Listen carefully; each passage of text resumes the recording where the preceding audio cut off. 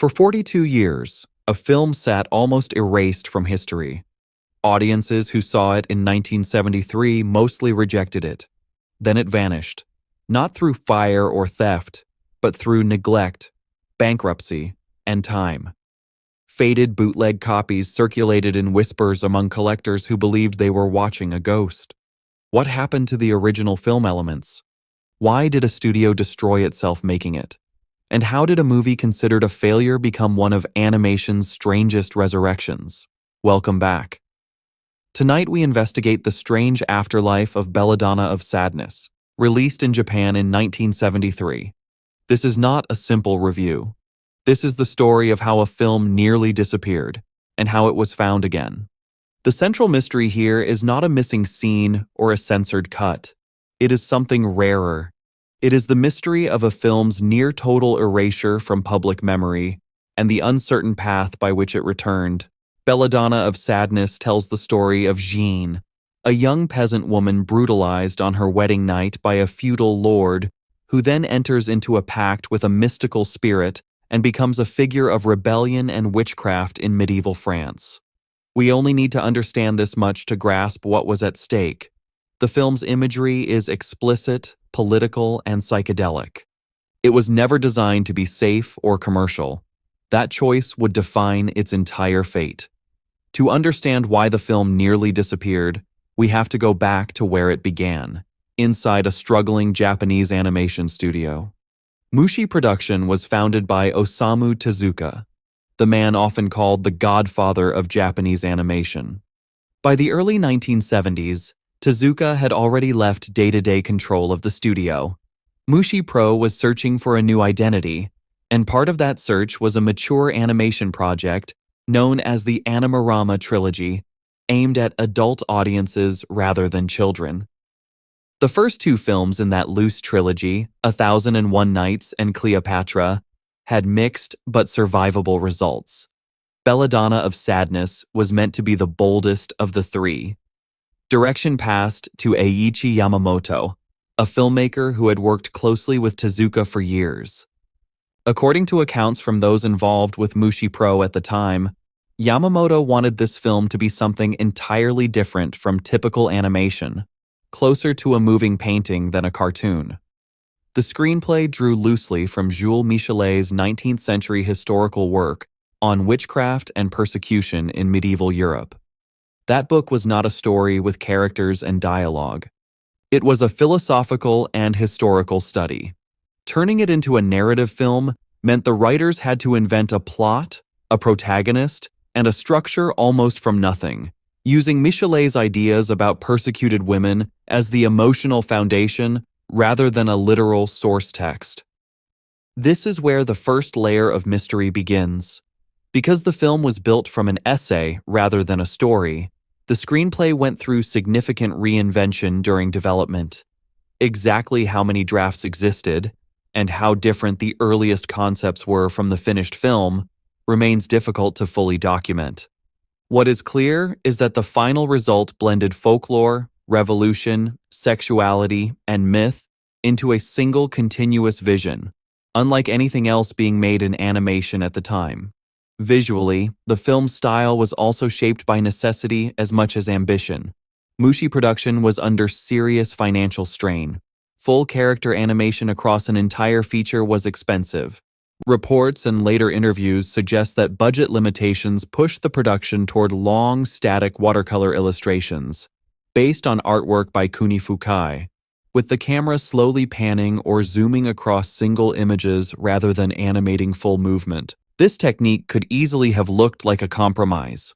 Instead, it became the film's defining artistic signature. Whether this style was primarily a creative choice or primarily a financial necessity is something historians still debate. Likely, it was both at once, an accident of limited resources shaped into something intentional and haunting. But something was missing from the industry's understanding of the project even before it was released. The film's tone made it almost impossible to market.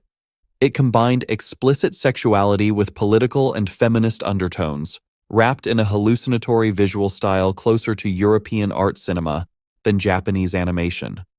distributors were uncertain how to sell it. Audiences expecting something closer to the earlier Animerama films instead received something far more abstract and unsettling. When Belladonna of Sadness was released in Japan in 1973, it performed poorly at the box office. According to most accounts from film historians who have studied Mushi Productions' history, the film's commercial failure arrived at the worst possible moment. The studio was already financially unstable. Weeks after the film's release, Mushi Production filed for bankruptcy. It would be inaccurate and unfair to claim this single film destroyed the studio on its own. Mushi Productions' financial troubles had been building for years, driven by rising competition in television animation and shifting industry economics. But the failure of an expensive, difficult, adult-oriented feature certainly did not help. The timing meant that almost immediately, the very people who understood the film's original intentions scattered, moved to new companies, or left the industry entirely. The trail of the film itself becomes harder to follow. Once a production company collapses, its physical film elements, negatives, prints, and documentation can end up anywhere. Some materials get transferred to distributors. Some remain in storage facilities. Some are simply lost through disorganization rather than any dramatic destruction. Exactly how Belladonna of Sadness's elements were preserved, moved, or neglected during this period is not something with a single clear documented answer. What we do know is that for decades, the film was almost impossible to see. It received scattered festival and repertory screenings internationally through the 1970s. But no meaningful mainstream distribution followed. Home video releases, where they existed at all, were limited, often low quality, and increasingly rare as years passed. For a film this visually ambitious, that absence was especially damaging. A movie built entirely around painterly, handcrafted imagery was being remembered, if remembered at all, through blurry secondhand copies. The emotional and artistic impact the filmmakers had fought for was steadily eroding with every generation of degraded footage. Yet the film never fully disappeared. It survived instead as rumor. Animation historians, cult film collectors, and psychedelic art enthusiasts kept its reputation alive through secondhand descriptions, occasional bootleg tapes, and references in academic writing about Japanese animation history.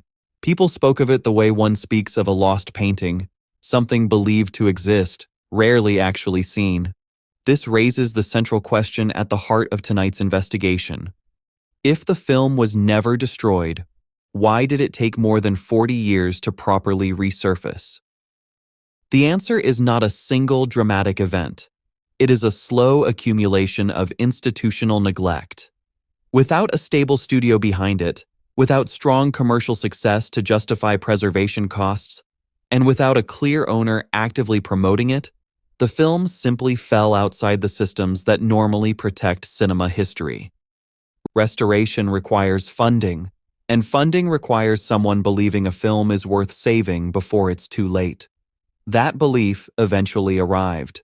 In the 2010s, renewed international interest in classic and cult animation, combined with growing scholarly attention to Mushi Productions' history, brought new attention to Belladonna of Sadness. The American restoration and distribution company Cinelicious Pix undertook a project to locate the best surviving film elements and produce a new high-resolution restoration. According to reporting at the time of the restoration, the team worked from surviving printing materials connected to the film's original Japanese release, rather than starting from nothing.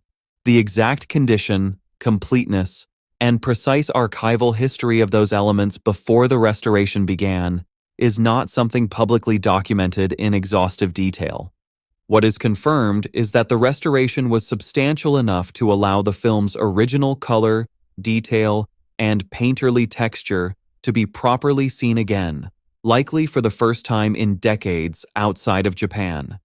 This restored version received theatrical screenings in the United States starting around 2015 and 2016, introducing the film to an entirely new generation of viewers. For many, this was effectively a rediscovery rather than a re-release. A film once treated as a footnote in animation history was suddenly being discussed seriously as a landmark of experimental, adult-oriented animated cinema. It's worth pausing here to consider what was actually recovered and what was not. The restoration returned the film's visual clarity and completeness as a viewable work. It did not, and could not, recover the lost commercial context of 1973, the reactions of contemporary Japanese audiences, or the full paper trail of the film's original production decisions.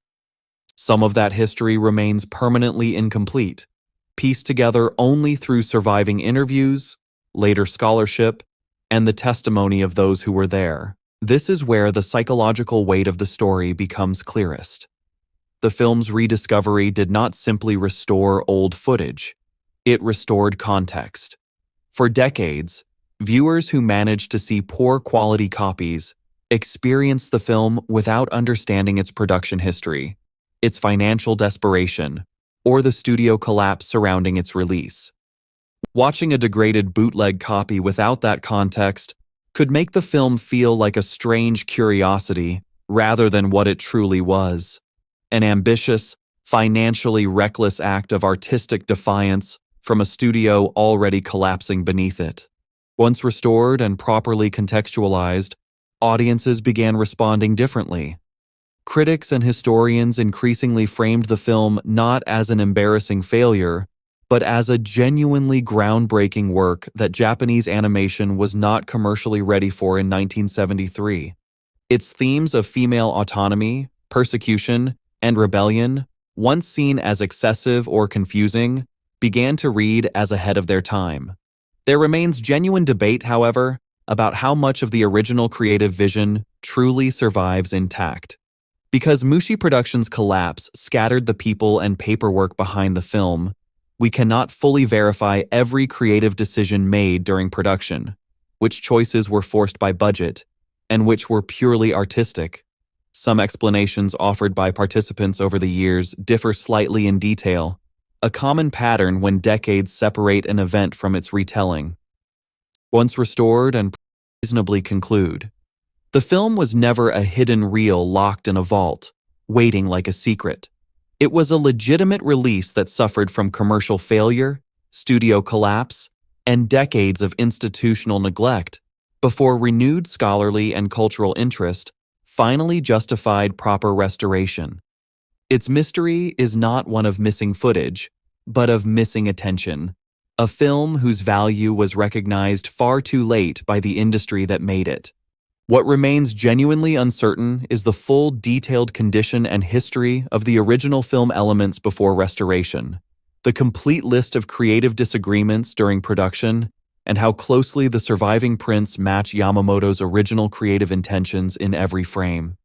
These details exist only in fragments, scattered across interviews, archival records, and memories that grow less precise with time. Movies are not permanent objects. They are fragile agreements between artists, studios, and time itself. A single commercial failure, a single bankruptcy, a single decade without proper preservation can nearly erase a work entirely, regardless of its artistic ambition. Belladonna of Sadness survived not because the industry protected it, but almost in spite of the industry, kept alive by scattered admirers until circumstances finally allowed its rescue. Somewhere between a failed 1973 release and a celebrated 2016 restoration lies a story that is still not completely documented, a story of neglect, chance, and rediscovery that mirrors the fate of countless other films history nearly let slip away. Do you think there are other films history has quietly lost this way? Would you want to see more of the original production records made public? Let us know which forgotten film you think deserves this same kind of investigation.